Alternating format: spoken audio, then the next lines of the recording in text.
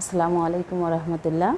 Dear viewers, আজকে আমরা imperative সেন্টেন্সের ভয়েস পরিবর্তনের নিয়মগুলো শিখব। ওকে, তো চলো আমরা কথা না বাড়িয়ে সরাসরি ডিসকাশনে করি। তো আজকে আমরা কি শিখছি? ইম্পারেটিভ সেন্টেন্সের ভয়েস পরিবর্তন। ওকে,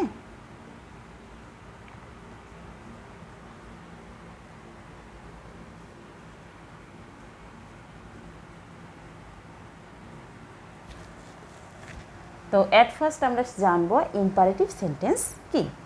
তো মূলত এটা অনুজ্ঞাসূচক বাক্য। অনুজ্ঞাসূচকটা হচ্ছে এরকম আদেশ, অনুরোধ, উপদেশ, নিষেধ।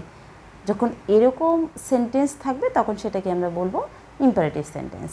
যেমন ধরো do the work, open the door, come here, go out, give me a pen, give me a book, এরকম। আর মনে রাখতে হবে imperative sentence always main verb দ্বারা শুরু হয়। ওকে, তো চলো এখন আমরা পরিবর্তন করব কিভাবে। ধরে নাও আমরা একটি ভয়েসে পাচ্ছি যে হেল্প দ্য পুর। ওকে, এখন হেল্প দ্য পুর এটা মূলত ইসলামী বিশ্ববিদ্যালয়ে আসছিল তোমার 5-6 সেশনে। ওকে, এখন বলা হচ্ছে যে হেল্প দ্য পুর মানে দরিদ্রদেরকে সহায়তা করো বা সাহায্য করো। এখন আমরা দেখি যে এটা কী ধরনের সেন্টেন্স, ইম্পারেটিভ। কীভাবে আমরা বুঝবো? মেইন ভার্ব দ্বারা শুরু হয়েছে সেটা দ্বারাই বুঝবো। তাছাড়া আমরা যদি সেন্টেন্স বুঝতে পারি তাহলে তো কোনো কথাই নেই। তাহলে হেল্প দ্য পুর, দরিদ্রদেরকে সাহায্য করো।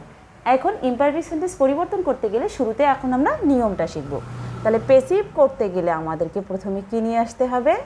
লেট। ওকে, তারপরে আমাদের নিয়ম অনুযায়ী এখানে হলো কাকে তুমি সাহায্য করছো, আমরা এখানে অবজেক্ট খুঁজে বের করবো। তাহলে হেল্প সাহায্য করো, দ্য কাকে? দ্য পুরকে। তাহলে এখানে অবজেক্ট কি? The poor.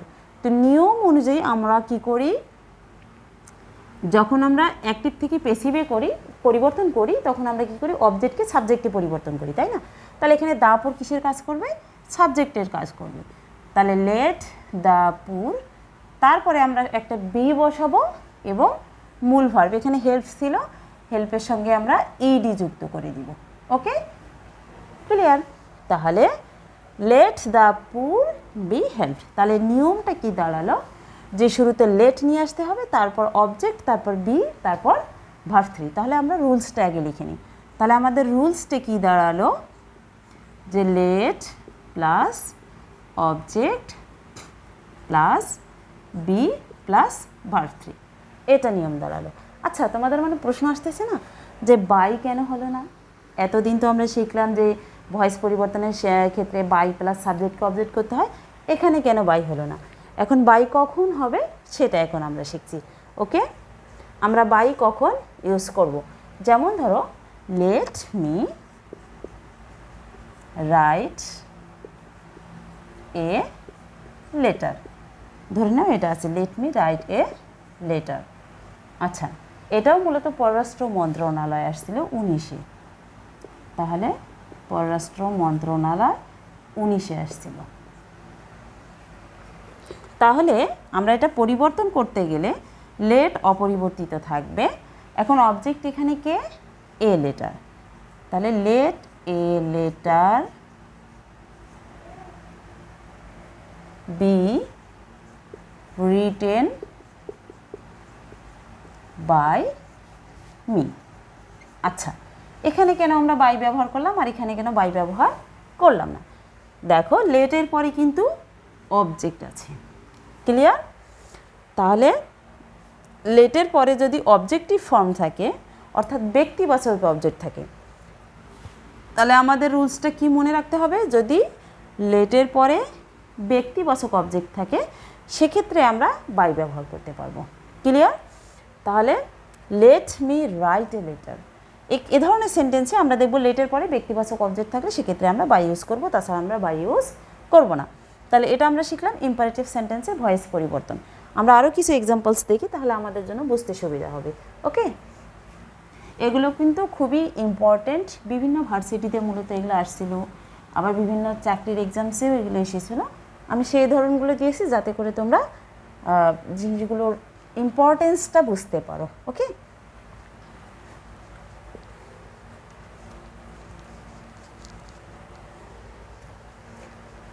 তো আমরা লেট দিয়ে আর একটা এক্সাম্পল ইয়ে করি।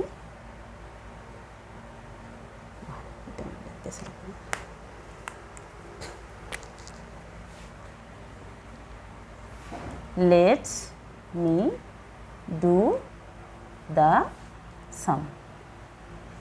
আচ্ছা, let me do the sum এটা মূলত জনস্বাস্থ্য মন্ত্রণালয়ে আসছিল, এটা 18তে আসছিল, আবার প্রাইমারি এক্সামসে আসছিল 12তে। ওকে, এখন একটা জানি দেখো যে লেট মি ডু দ্য সাম, তাহলে কোনো সেন্টেন্স লেট দ্বারা শুরু হলে, এর আগেও আমরা একটা এক্সাম্পলস করলাম, সেখানে কিন্তু আমরা লেটকে পরিবর্তন করিনি, লেট লেটের জায়গায় আছে, তাই না? তাহলে লেট, এখানে অবজেক্টকে দ্য সাম, তাহলে দ্য সামকে আমরা সাবজেক্টের জায়গায় বসাবো, তাহলে লেট দ্য সাম, তারপরে আমরা কি বসিয়েছিলাম? বি, তারপরে এখানে ডু হচ্ছে মূল ভার্ব, এখানে আমরা কি বসাবো? ডান, তাহলে let the sum be done. এখন প্রশ্ন হচ্ছে যে এখানে কি আমরা বাই মি বসাবো? অফকোর্স বসাবো, কেননা লেটের পরে আমাদের একটা পার্সোনাল অবজেক্ট রয়েছে, তাহলে ডান বাই মি। এখন দেখো আমরা ডন্ট, খুব ইম্পর্টেন্ট একটা এক্সাম্পলস।